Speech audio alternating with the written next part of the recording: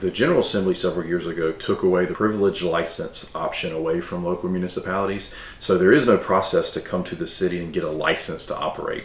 As long as someone goes into a property that is zoned appropriately for whatever business they're looking to open, there really is no process. So I would always recommend people contact Development Services, give them the address of the property you're looking to go into, and then they can give you what the current zoning is and let you know if there's any other permitting or regulations that would apply.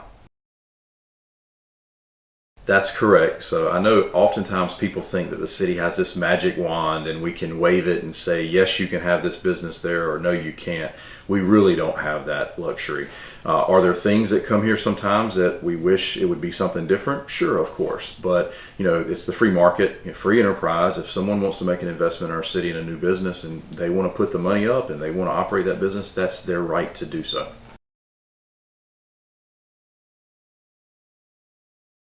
That is correct. I've heard, oftentimes we'll have a vacant building. Somebody say this would be perfect for a trampoline park or a bowling alley.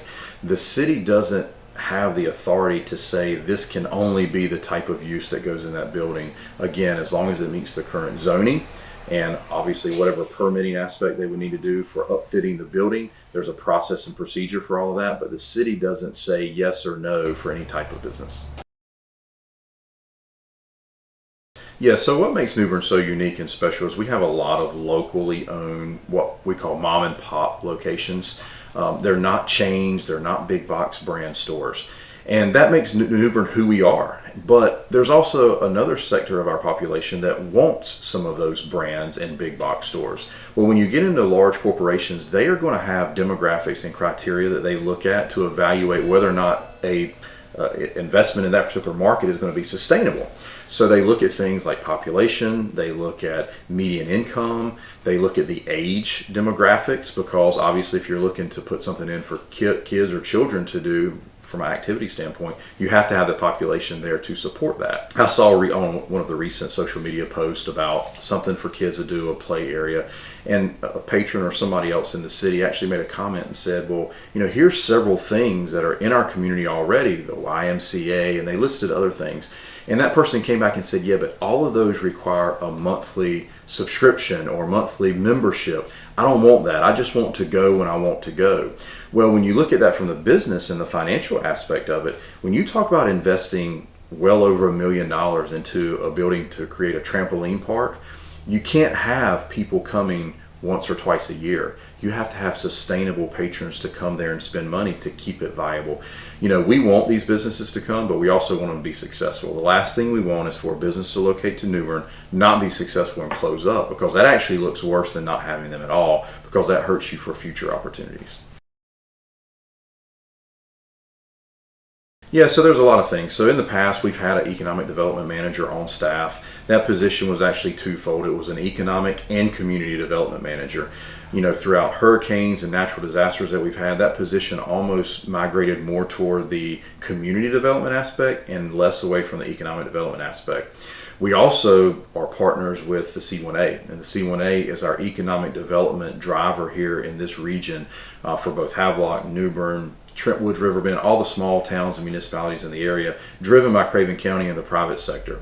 So they go after the large industrial type opportunities, and the retail and hospitality, that's typically left to the local municipality. So that's what we focus on. We send staff to trade shows throughout the area to try to promote New Bern and recruit businesses to come here. Electricities, which is our partner from a electrical provider standpoint, they actually have an economic development arm that pushes their member cities. So we have them out there advocating for us. As I mentioned, C1A, we have TDA, we've got Chamber of Commerce. There's a lot of folks that recognize that when we bring businesses here, it helps the whole community.